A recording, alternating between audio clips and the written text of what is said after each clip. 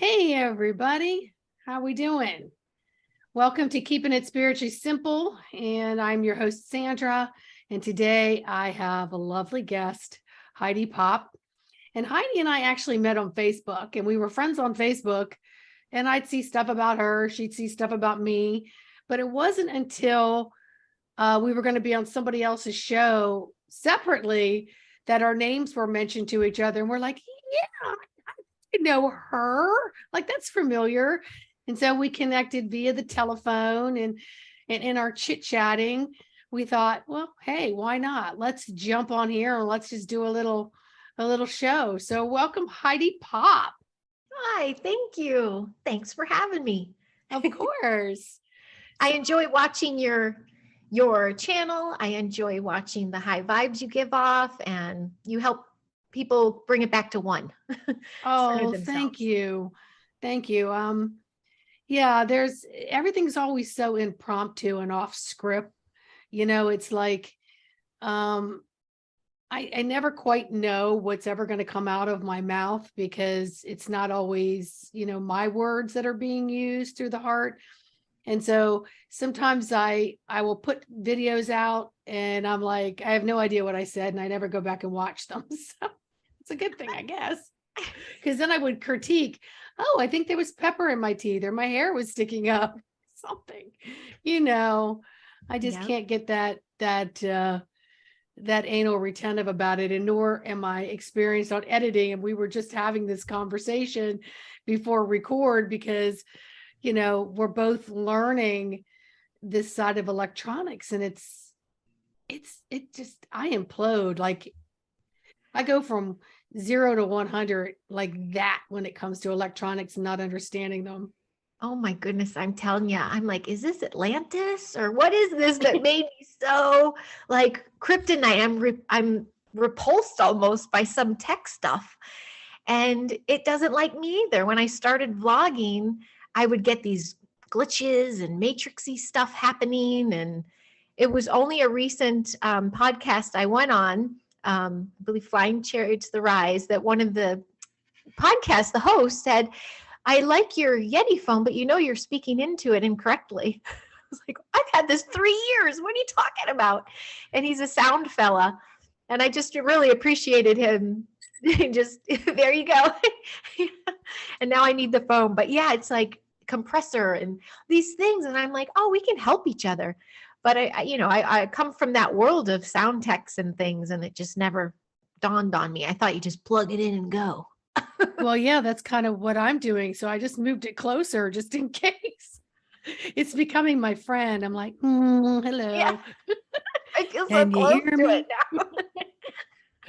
now. Yes. So I think, people who have followed you, they know that you worked on movie sets, as a snack girl, and have found your niches in many different ways. And then you got some education for teaching. And you also do work at your kids' community, learning community.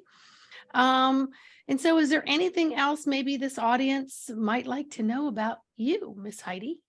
Well, I think what needs to be said, especially in these days of dark versus light, is I'm in California, I'm in Los Angeles, and we've been navigating the dark for some time.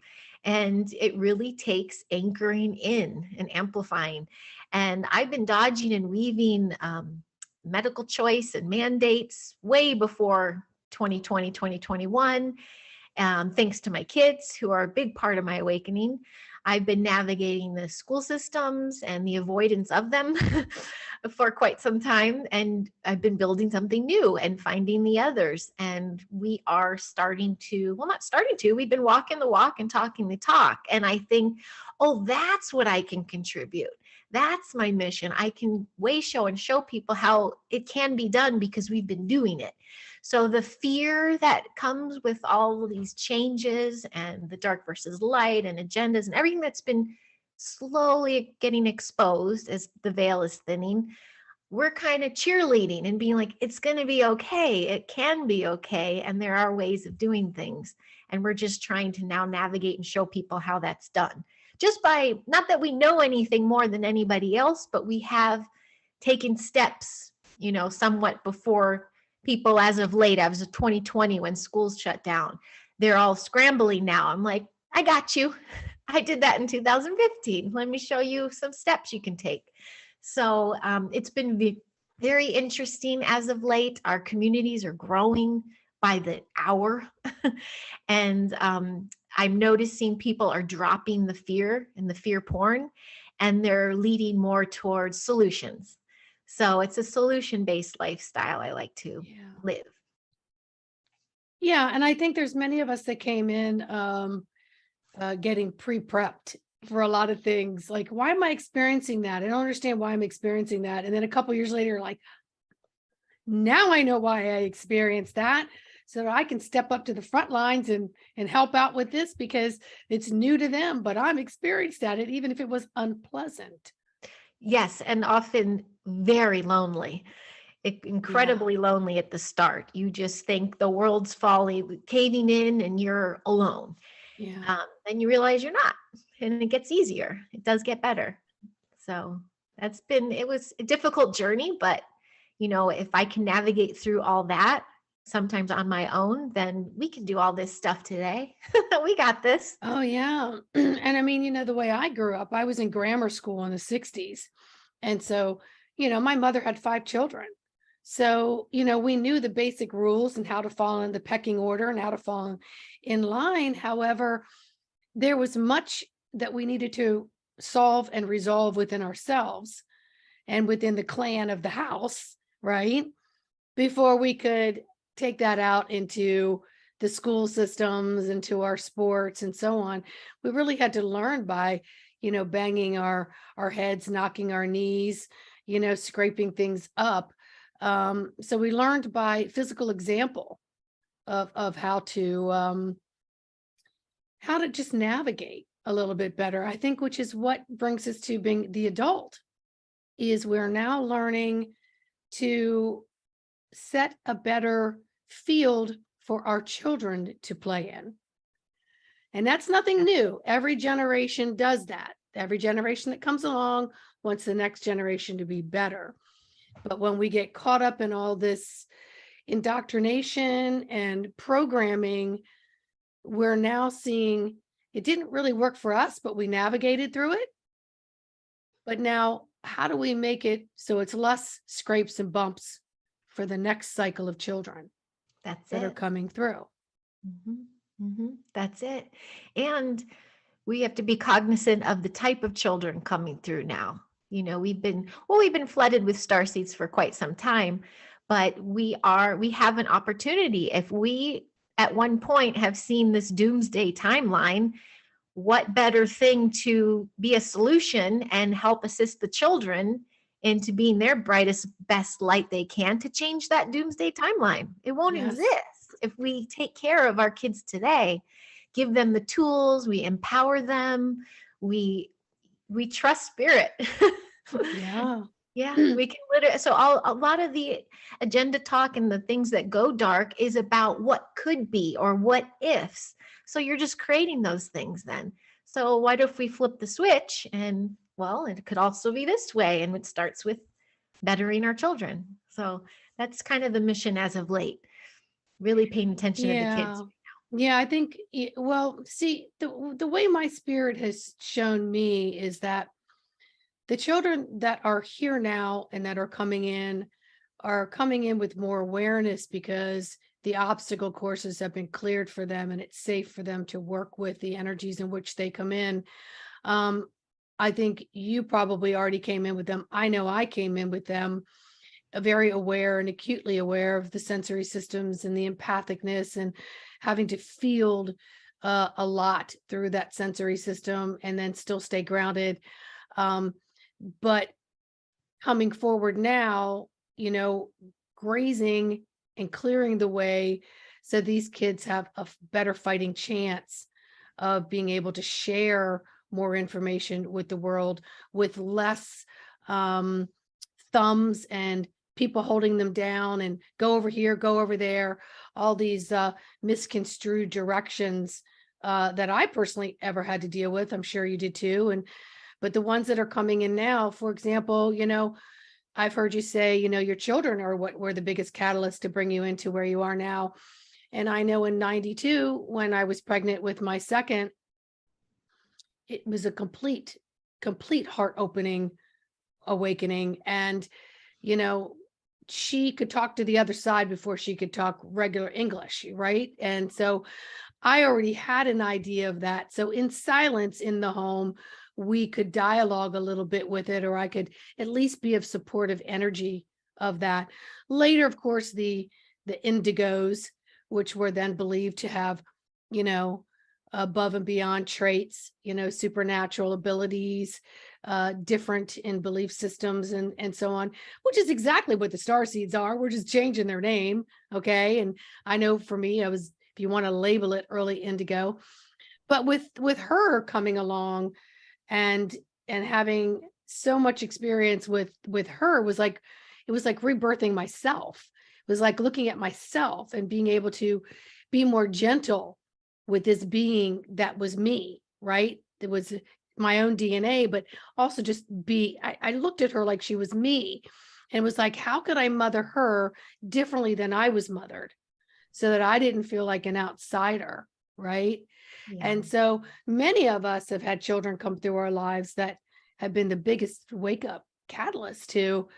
And then, of course, no matter what we do, we want our life for our children and their friends and family and so on to be so much better, which blankets the whole world, right?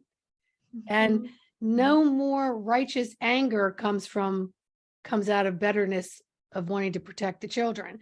And righteous anger has a completely different vibrational frequency to it. Oh my goodness. It completely does. And I think what you're speaking of too, like the medical choice thing, just brought the beast out of me. I was flailing pitchforks and I was angry. And all that did was get me sick. Like I became weak. I was weaker the louder and stronger I got about it all. And I realized, well, this vibration isn't serving a purpose. Like this isn't working. And then I realized the solutions. I had to start figuring out what I was going to do to assist this. I was trying to wake everybody up to these mandates that were happening under their noses, and it was just getting furious. And then I'm like, oh, I can seed the population, but I should still be looking for the right way to go now, paving new way. And because this just getting angry about it, I noticed no matter how many people showed up on City Hall steps, no matter how many mothers shared their stories of painful journeys they've taken in the medical community, they're not listening to us. They're going ahead with their stuff. So we literally had to start over and start something positive, because that loosh, that low frequency of anger and fear and panic and anxiety and worry was doing nothing for them. It just made my kids freak out. So I literally had to watch them and then pivot and go, okay, time to pull up my bootstraps and figure this out and show them it can be done, because that's what I think I was here for, to do. And that medical thing slammed into my life when my daughter, my first, was born, because right away she was getting inundated with these, well, now you got to do this, now you got to do that. And I'm like, no, I don't. I have a choice. I'm sovereign civilian of free will. Like, so is she. So it started rough and it started angry. And then I flipped it and I made progress. As soon as I flipped that frequency and raised it up and chose everything out of a solution base for the betterment of us, everything started moving smoother and doors were opening and health was improving and hearts were fuller. So the true alchemy and, manifestation of a positive timeline it happens with the second you change your thought and your perspective about it. It's either doomsday or it's solution. Excellent points. And, we already know how our nervous systems were growing up and how we had to learn to, it was no fun, I'm going to tell you, but I learned a lot, and I can't change that for myself. So I learned to harness it and make it superpower. Right. And so with these kids coming in, they're reading not just their DNA parents, or if you're adopted, doesn't matter. It's still the same energetics, because there's a reason why these children are under your roof, right? And, we're here not to own them. We're here as carriers of their soul, guardians of their soul. We're here to foster them. So, we have to protect them through our own experiences, but they're reading our energy like this static clingboard, and then they're picking it up. And, I used to equate it. I became an infant massage instructor back in like 95, just before I entered massage school. And when we used to teach the infant massage thing, they'd say, Sandy, what do I do about this or that? And I said, well, and energy was not talked about much back then. Okay. And so I would say, well, pay attention to how your energy is. They're like, what? And I said, well, for example, how you have date night with your husband and the babysitter's coming, and you fed and you've burped your child and you're ready to go out. And all of a sudden they're going to get real fussy. And that's the time you're going to put them over your shoulder and they're going to spit up on your outfit. But they didn't do that the night before. They didn't do that a few hours earlier. They didn't do that last week. They waited till the moment you were going to leave. And it's because they were reading your energy of nervousness about leaving them. So if you can change your energy as if it was a night where you're not going anywhere, everything's a-okay, and just play with that and see how that works. Just like the kids know the bewitching hour. Babies always will start fussy between 5 and 7. Why? It's when husband's coming home from work. It's when you're trying to get dinner done. It's when maybe another child is coming home. That's when everything goes insane. So these kids are coming in with an acute sensitivity to the energetics around them. And you have an opportunity as a parent, to grandparent, sister, aunt, uncle, whatever, is to help calm that.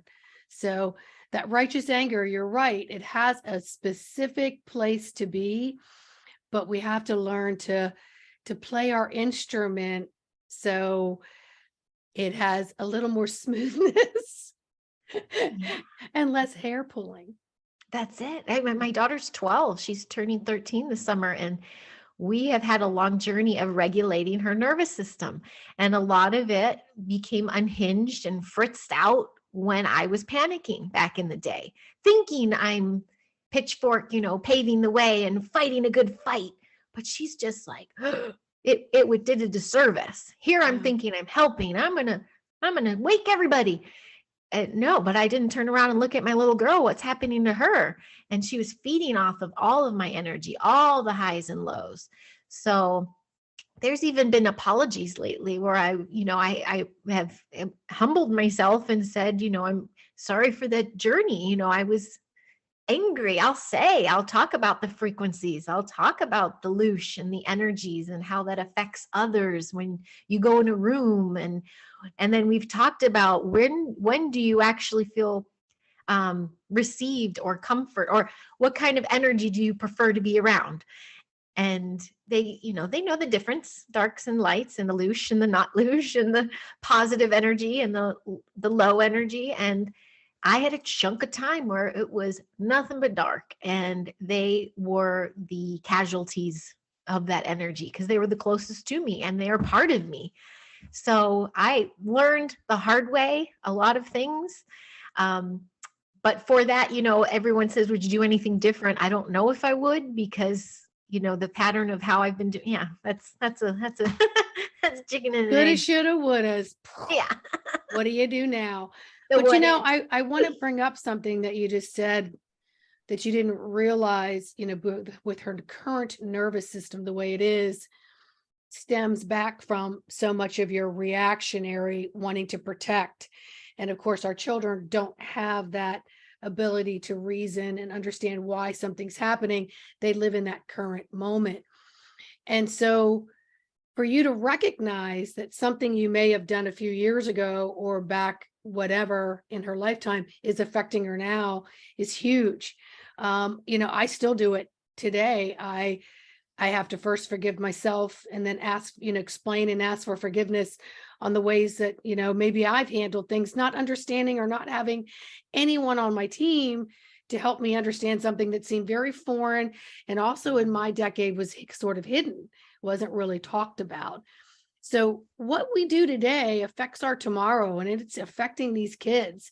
So the more work that we can do on our individual self and our column of light is critically important to filter through that energy and clean it out, because we're also helping to clean out the lineages before, during, and coming from us.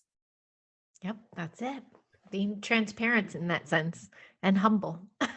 Yes, Very yes, humbling. yes. And I know that you homeschool your kids. They also go to a learning center for a lot of things. And there's a lot of parents that wish they could do that if they understood it better. And because most of them have to work, they've got to send their kids to the public school system. They don't realize, or a private school system. I've done both. Can't say one was better than the other at all, because each child is different in these environments. And of course, the errors are different, meaning timelines are different. But being able to have that opportunity to do that with your children and be a teacher at the school, I mean, I have to applaud you, Heidi. That's huge. Thank you. Thank you for that. I thank 2020 for that. It pulled me out of an old industry that no longer served a purpose, and I continued even in that industry to be service to others. But in hindsight, it wasn't a balanced energy exchange, and I got to focus on my kids, which is why I was working so hard in that other industry. I never saw them as much, but everything was about them. Yet I wasn't with them. In hindsight, it doesn't make sense. So I got to focus on them. And as far as the homeschool route, that's really when it started, because we were in a parent run, but a small private little Waldorf school. And unfortunately, we did not go back there when they reopened because they fell for the fear. So I was like, this isn't our choice anymore. I wound up deschooling for a year, our first year, because I was educated as early childhood and my children were in the grades. So I was like, I can teach you the finger plays, but not quite how to spell them. But we also were getting used to each other, being around each other for 24/7 again, and just falling into, they had mom at home and I had them. And it was a really loving, beautiful year, a lot of socialization too. But I was like, we got to work on this education part, the academics part. So I wound up forming a pod in my backyard, and I hired out an educator, because to me, that was too overwhelming. I did not know how to put a program together. And we found two amazing educators from our old center, our school, that walked away as well. And it was a really lovely program. We considered them our little Jedis. We followed some Steiner stuff, but we did work on Qigong and the metaphysics of it all. And that was really beautiful. But it did not grow the way we had hoped it would. And we were craving that big classroom. We were just craving to get away from home, my kids alone. It was great that I was offering this to others, but we didn't get to leave. So we're like, we want to go somewhere and imprint our energy somewhere else. So word of mouth, because that's what it took, because it was kind of it is a hidden gem, this learning center. Word of mouth came around to me about this place with incredible property. Just the layout alone is tranquil, and there's it bellies up to a farm with animals that they can go right up to, and trees everywhere, and the classroom setting. And we found that, and we enrolled, and we started fall of, gosh, where are we now? Going into 2022. So last year was their first full year there. And it was magical. All I knew is we only went 3 days a week, and we still do, but they can't wait to go back, and they get bummed when they leave. That is a sign of an amazing place.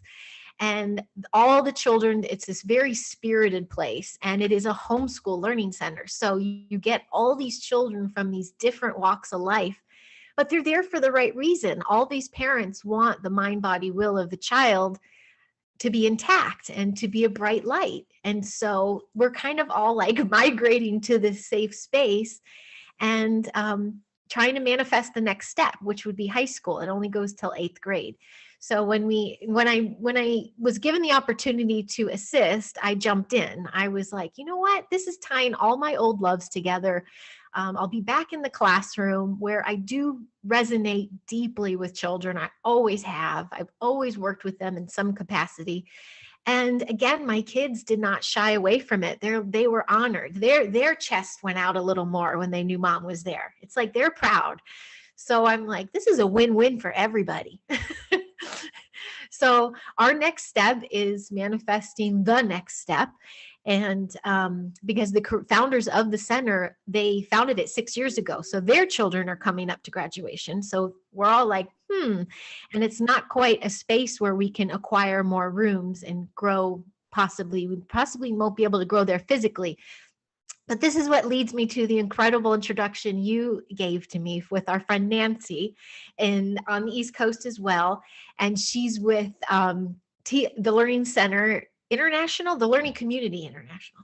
Mm-hmm. And we had an incredible meeting and full of hope, because she's basically lining us up with our vision of creating something new, and it will be accredited. It will come across on transcripts. Like, it's not so far out of reach to do something different. And I'm enamored. It's still like in the blooming phase. So I'm not sure what the next steps will be, but I really thank you for that introduction. This was so timely. You're most welcome. They say I'm a networker by nature. So they say it's not what you know, it's who you know. I know some whats, but I know more who's. And my thing is always to connect people. And then I just bow out. Nancy's awesome. I mean, with the homeschooling program and the things that she can introduce you to, you don't have to do a GED. You get a diploma. So there's so much more coming out about homeschooling and opportunities and learning communities and learning centers that can be done. So I'm glad that connection worked well for you, and let's just see it blossom and grow. I look forward to that. But our children need alternatives. I don't foresee in my own visions of the public school system crumbling. I see it changing a lot, because 30 years ago, all you needed was a 2-year teaching certificate. Then it went to a bachelor's, then it went to a master's, and some of it's double masters. I know for me in the 90s, when I learned Reiki, Sikkim, and Sikkim, I learned it from a shaman woman, but by day, she was head of the Department of Early Child Development for Montgomery County, Maryland. So by day, she was in the system, and by evenings and weekends, she was all into the healing work. And now that she's retired, she's an acupuncturist, which was her passion. So she got her 3rd master's in acupuncture, and she specializes in sacred geometry. So there's a lot of teachers in these schools that didn't go into this to be caught up in what's happening politically to all of these schools, which is what's having more parents wake up and say, this isn't for me. What can I do? What changes can I make? And then watching what you've done with your children is you've walked your walk, you've put yourself out there by creating something in your backyard, to now being a part of this learning community and learning center, and then actually going there 3 days a week. I mean, that is awesome. And that's such an example to other people who say, I don't think I can do this. I don't know how to do this. What do I do? Right? Mm-hmm. So they can talk to you. They can talk to the Learning Community International, Nancy. They can talk to a lot of people who are out here doing this. And I think that was the biggest, it was a fear for me. It was the fear of the unknown. And I was like, well, I can't, And I'm like, who better to work with kids than a mom? So, and a mom who's there for the betterment of the kids. It's not about state tests and funding and, sitting in a box and sit in their desk and work for the man. This is a center that is looking for the children's heart song and then amplifying it, finding what makes their soul sing and then shaping their day activities around that. And I'm like, there's our wave of the future, mentorships and skill sets and And everybody's got those. So if for the intimidation of being a homeschool educator, it's like, well, I don't know how to do that. I don't either, but I'm in it. And just my presence alone is helpful. And there are lead educators that can put a curriculum together, that can hold it down, or can, which is the hardest part, I think, deal and communicate with all the different parents because you're dealing with such different mindsets. These lead teachers are great with that. I'm assisting. So I get to watch and observe and hold the light and balance it, as well as when I feel strong and empowered, I can assert myself where it's needed. Do I see myself eventually leading a class? Not yet. Because the assists are, I have that energy that can bounce. I jump in all the classrooms wherever I'm needed. I can jump in because that's my speedy, that's my history, that's my skill set. So that's a lead for me. That is a lead position to be able to do that. So it's a community. It's community education. It's not following a blueprint. It's creating it as we go. And, like just for instance, we've had some crazy different weather out here in LA. It snowed one day at the center, which was beautiful because we were outside practicing this Norse mythology play. It was like perfect Viking weather. But we go with it. We go with the flow. We see a gorgeous day. We take an extra 20 minutes outside because the kids are just all in the trees playing. It's like, we're not going to stop this right now. We do, we pivot all day long, depending on all of our energies. And what often happens is we all fall in sync. We don't fall in line, we fall in sync, and it's harmonious. And that is such an honor to be around. It's such an honor. And, you see these little geniuses in the works, as well as they humble me every day and teach me something every day. But the old way of thinking is being overwhelmed and scared of something new. And I think the New Earth paradigm is showing you that we're all co-creators. We're all creator beings. And this is paramount right now, to develop these programs for these kids to light them up, to activate them. And I think that's, if we just focus the attention on the long game, it's a marathon, not a sprint. And what we're trying to do with this, I think everybody has something they can contribute to this. And that's why the hope even of talking with Nancy with the high school, I'm like, I don't even envision the one grades one teacher. It's mentors, and it's a bunch of them, and it's skills, and it's just exciting. It's really exciting.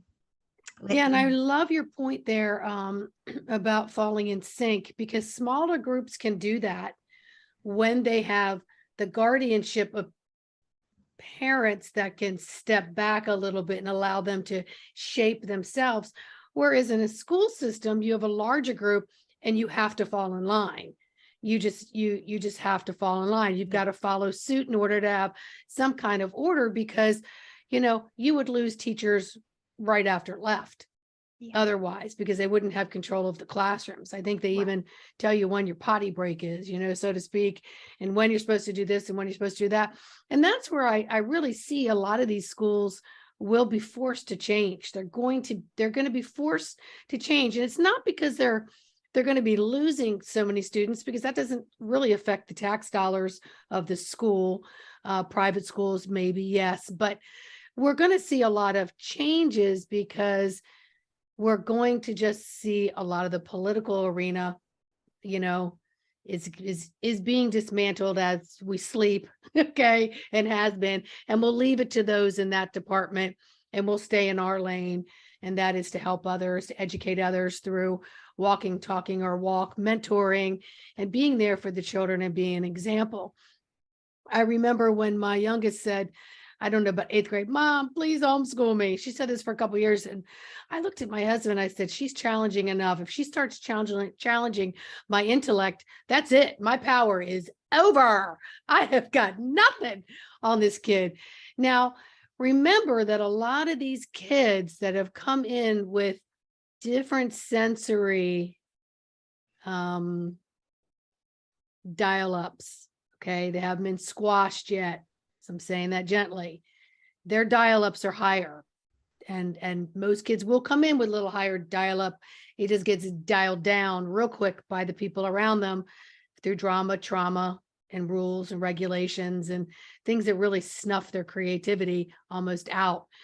And we just have to be more aware of keeping their dial up and securing that and being the soft cloud around them, still giving them the boundaries, but allowing them to express and then contain and learn their own boundaries and their sensories through their own empathic, which is your number one, to me, your number one way to filter information is through your empathic sensory system. That's it. All the energy work. The energy work in a school system. I was one of those moms that, especially in my pitchfork wielding days, that I was like, the systems are collapsing, let it fall. I was convinced, and it was only till recently, because I preach about motion picture. I'm like, it's not going to fall. I go, there's light beams in it. We need entertainment. There's advertising. So I'm like, it's another industry, Heidi. Think about it, that mindset over there. It just needs to be flipped light. It needs to, there's going to always be a need for it. So the more exposure of, perhaps things that no longer serve a purpose or no longer work, I'm kind of treading lightly without getting my pitchfork out again. Let's at least clean it up. Let's protect as many hearts as possible. I hope that there will no longer be school systems that just give children a number. They're just known as a number. The spirit of the child, the actual identity of the child, the name. Like, we know all these children by name. And I remember even being a student myself at a very huge high school, and I was a number. And it's such a different way that you get looked at, even by the staff. They see the whole you at the center. They see all of you. And they get to know the family because it's a community. We are community-based. We have community events, and we do councils when things go awry. We communicate. And so, when you see a child having a bad day, that there's a new baby at home, or, something, you there's more compassion, there's more empathy. And for that, it's just a little more humane. It's just in the, it's very heart-centered, I think. I just have not even traverse the public schools out here because I didn't make that choice when we started our journey. So, but I have even friends of mine who work within the system, and they're like, I'm meant to be here. They help turn the lights back on in these children, or they help maintain and keep the light on. And they say, when I'm in my classroom, it's my classroom, and I'm going to amplify the energy as best I can. And she works in very impoverished communities. So it's like, that's an honor. You don't want that to go away. Those communities may not think to form a pod or do something different. So let's light up the public schools then. We got to light everywhere up. Well, we do. And as long as we can understand that our column of light is what we have, and there's everything in it, and it's our whole software program, and that we can really play with the energies and work in our favor, without causing any harm anywhere else, and stay in homeostasis. I know just the last week, I worked 4 days at CPAC, Conservative Political Action Conference. And I'm not political, but I had an opportunity to do it through a group I was with. And I was like, sure. And I just went there to hold the light. And every time the energy went, it was just a clue to me to completely tune in. And how do I know that? Not because I became an energy body worker 3 or decades plus ago, but it's because of all the things I learned as a child, not having anyone else out there to teach me. How do I contain my energy? How do I work with my energy? It's why kids and pets were always attracted to me, was because there was just this way of working with the energy, even if I didn't have the vocabulary or the intellect to roll with it. I could compensate in certain ways just through my own energy field. And that is one of the things I think that we need to teach these kids, is to understand their energy fields, whether they're in small groups, and how do they go into larger groups and still be able to contain that. And that's something us parents have to continue to work on and find healers and get sessions, listen to broadcasts like this and say, wow, that is really important, because you know what? I don't handle myself very well when I'm in such and such situation. How do I contain that? We had this conversation pre-recording, and I go from 1 to 100 when it comes to electronics, and I just want to lose it and run, but I have to bring it in, bring it in, bring it in, trust in my success. Even if it takes me 50 failures, I will get it. I will get it with my whole head of hair left at the end of the day. But we've got to teach these kids by example of ourselves, of the value that we hold for ourselves, so we also hold for them as they're learning to hold their own value. That's it. And I love that you brought up the parents with it too, because as a parent with the pitchfork days, I got to go to that. I can just see you now. Mine's been a harpoon. I know, right? Even all the stuff with our governor, all the Newsom stuff, all these petitions flying around, everything. I'm like, all I saw was all these parents getting so overwhelmed and stressed and sick and things. But you have to surrender to this, like, sure, all voices matter, but what can you do? It's all about your light. It's all about your energy. This is you. This is the gift you have to society. You got to light it up. And again, with the way showing, the kids are watching us. So the brighter the light we can be, especially those parents, you feel like you can't homeschool, or you feel like you're failing your child, just be the best you can be. Be a bright, shining light, a good human, have a beautiful human experience. And that's almost enough. We need teaching these, well, I say humans, but we're all mutants, whatever. It's a whole nother talk. But the human experience is another video. Yeah. And how we have our human experience. What kind of energy are you putting out there? What are you soaking in? I mean, it's one thing to take in all the information, but it's another to let it rule your mind. But that bright beacon of light, that is absolutely, I think, everything. And my point is, I went from this mom thing of sign my petitions and on the steps and holding my sign and hear me now. And people knew me back in, especially 2016 to 2020. I was just online all the time, like, to me, throwing loosh, but I thought I'm helping, It kind of did a disservice, because people didn't want to hear that. They want solutions. They want positive. They want, I just noticed, I was repelling more than people were hearing me. So I literally just amped up my light. I did so much healing work. I really got in tune with myself, and it's like pop, like this manifestation of, the positive timeline. Yeah, but you know what? That's the programming we had. The programming we had in order to make a change was to be louder than other people, was to storm the steps of a state department, was to get in these rallies and these marches, was to file these petitions, was to email, make phone calls. It still has its place, right? But we wouldn't have made changes for equal rights. We wouldn't have made changes for women's rights to vote. And hell, homeschooling wouldn't be where it was and where it is now, because they had laws against that women had to get their strollers out and get on the street and petition. We wouldn't have stop signs and red lights. We wouldn't have, mothers against drunk driving. We wouldn't have a lot of these laws that are so critical if we don't have these patriots can go out and say, no more, no more, no more. And you'll notice most of them are women. Yeah, right? Yeah. Because it's that is where that righteous anger raises a vibration to a different level.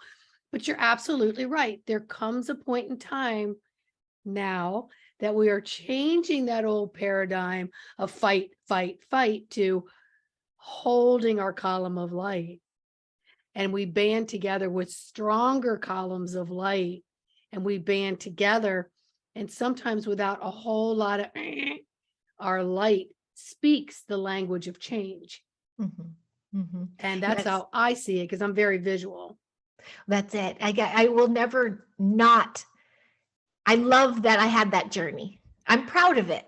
but it's like, I couldn't take it any longer. Like I couldn't physically do it any longer. And that way of living no longer served a purpose because I couldn't maintain that loud voice for so long. It was time to flip it. Like it hit its point where it's like, well, then now what? You got to try the solutions. And I see so many, on these journeys, and you can tell where they're at, is the pitchfork wailing around, and are they healthy, as it waves around, or how are their kids' well-being? You just see people's points of journey, and it's really when they anchor in that light and they amplify it that I think a lot of change and shifts can happen. But you do have to get to that point of anger to actually make these conscious decisions, go, okay, that's it, I'm changing this. And that's what's been happening to so many people the past few years. It's beautiful. There's the wave. There's one of the waves we are having. Well, yeah, and it also, what was coming to mind was the snap factor. We have the snap factor of, okay, this diet is just, what I'm eating now is not healthy for me. I have got to make the change, right? Or this job is not working for me. I'm done. I'm just done, right?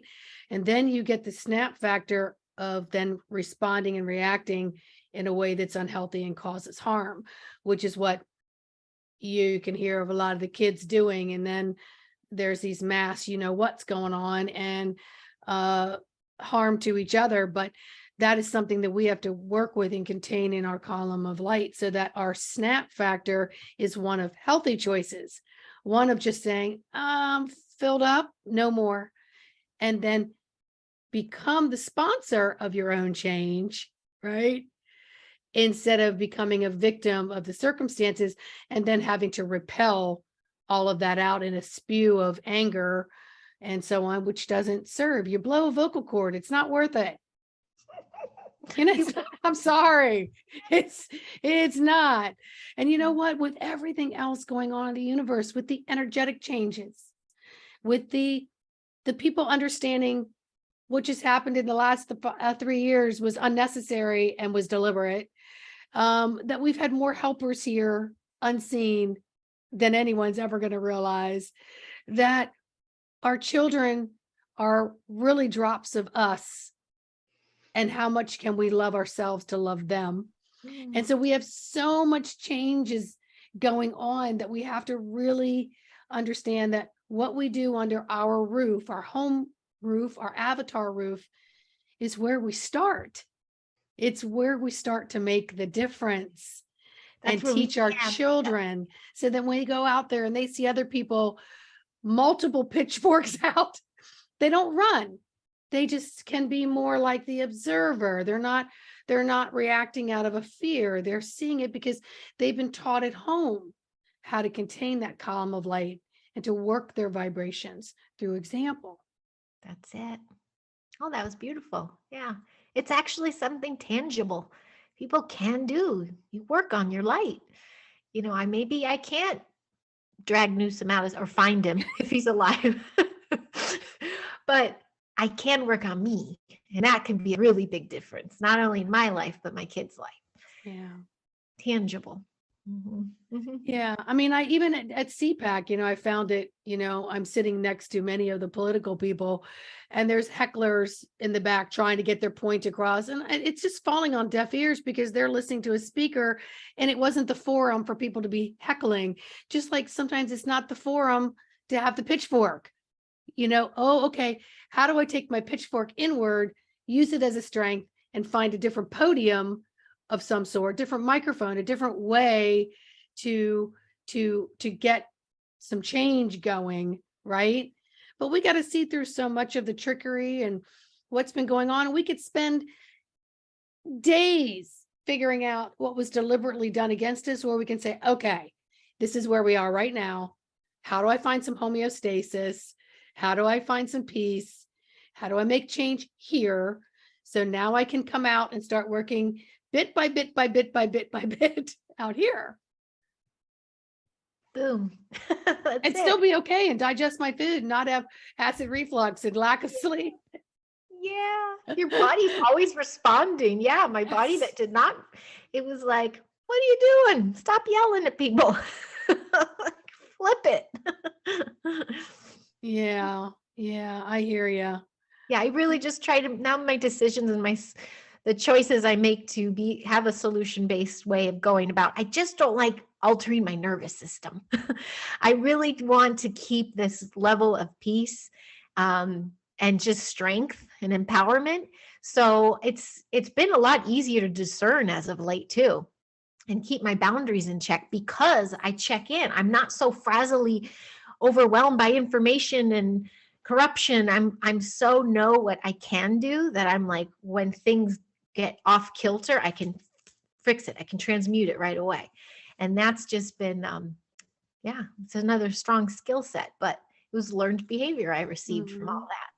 But you're honing it in and you're skilling it in a smaller environment by removing yourself from the anger part of it. And then now when you're out in the midst of the heavier crowds, you'll be a stronger beacon of light, you know? Oh my I mean, goodness. Yeah. Yeah. you know, I have to go back to something my mom always said is children will do as they see, not as you say. And children come in reading the energy long before they read your physical language or they even learn the physical language. They read the energies and they're susceptible to good, bad, and indifferent. And so if you have a choice of having a child and being around children, let's just choose the higher vibration and be in loving, kinding, softer energy so that your child can exhale or another child can exhale from whatever they're going through in their home environment or outside of the community. Let them be able to exhale and to be able to just contain and expand and constrict and expand and have a safe place to breathe, because that's where learning begins, you know? And the empowerment of the child. You yeah, have to empower them. yes, so much so. Well, we are getting low on time here. So is there anything else you'd like to share with everybody before we go? Because you know we're going to have to do a part 2. Oh, for sure. I'm down. I just encourage everyone to be their best selves. Follow your intuition, follow your bliss. And if you do what you love, the money will come. So trust that when it comes to, well, I got to work. I get that. But are you doing what you love? And I mean, that's just what came to my mind. But as far as parenting, be the way shower, show them how it's done. Show them how to be a good human, a good person, a good imprint in a room, a good energy imprint, and authentic too. Not two-faced. I've seen a lot of parents that behave one way in front of us and then are completely different online. I'm like, oh, where's the whole you? So that's, and being empathic, we can see right through it. Yes. And it's kind of like seeing people naked, you're like, oh, I can't believe they're showing this right now. See through a lot of it. Sometimes it's a little scary. It's funny. I must be going through some auditory processing changes, because the other day I was on a show and someone said, we have a lot of shedding to do. And I thought she said shitting. And I know she said shedding, but I heard shitting and I was going like, I kind of like my version better. Okay. And then when you just said, be your best self, I thought you said be your best elf. And I was like, I kind of like that version too, because elves are what get things done. So let's be our best elf. Oh my gosh. So I must be going through some auditory. I love it. I'm not surprised you heard that though, because I know what you can do. And a lot of my little galactic team out here are going to love that, because they say I'm the flower fairy and from the Elvins and Oh yeah. Yeah. You're definitely from the elemental kingdom. I am as well. So maybe that's why we relate so well. And because we're so grounded, we just kind of get it. We just get this. I don't know. I feel like I have a whole comedic team. And I always say to people, it's like Phyllis Diller and Rich Little and all these, old timers up there that were just, insane, because that is, I live my life through humor. So when I heard shitting and elves, I'm like, okay, great. It is beautiful because laughter opens the crown chakra. So It's so recalibrating. great. And I Yeah. must need a lot of it because I laugh all day long. I'm telling you, people will hear me. They'll go, don't mind her. She's having her own Comedy Central over there. It's Because if I go infectious. to explain it, it's not as funny to them. But to me, I have the whole orchestra and characters. It's infectious. That's another thing. That's another solution is laugh. It is. And you're so right. It opens the crown chakra, but it recalibrates everything. And we need so much of that right now, because if not, we can focus on a lot of the dismal things. But, as the walls close in, we can help to open them up through laughter, through sharing things with our children, through being the example to our children, through creating smaller learning communities with our children. And you know what? I thought about this too.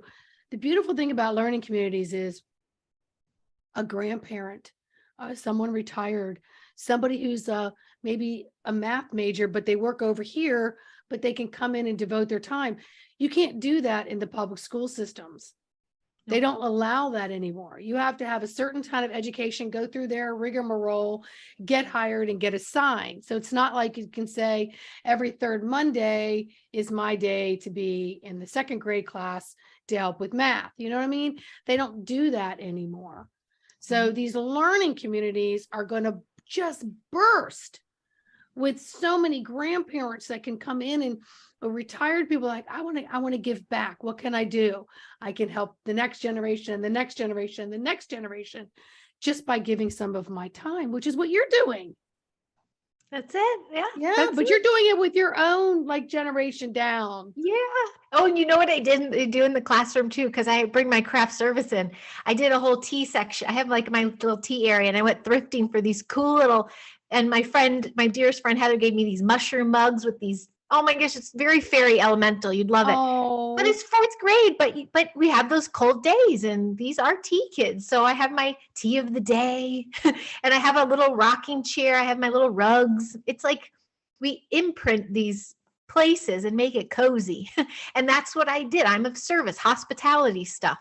So I have my little first aid kit fanny pack when I'm at recess. Like I'm my own authentic self, and it has a place. Everybody's authenticity has a place out there. That's why we're so individual. We all bring something beautiful to the table, a piece to the puzzle. And the more we can unite and fit together, it's like magic happens. Magic. Yeah, and I'm hearing now, it's learning survival through imagination. And I know when my daughter was younger, outside of the school system, she would go to a place called Miss Claudia's in Bethesda, Maryland. And Miss Claudia had a place where she taught art classes. She would work with runes and tarot cards and Greek mythology drawing and all these things that broadened their imagination.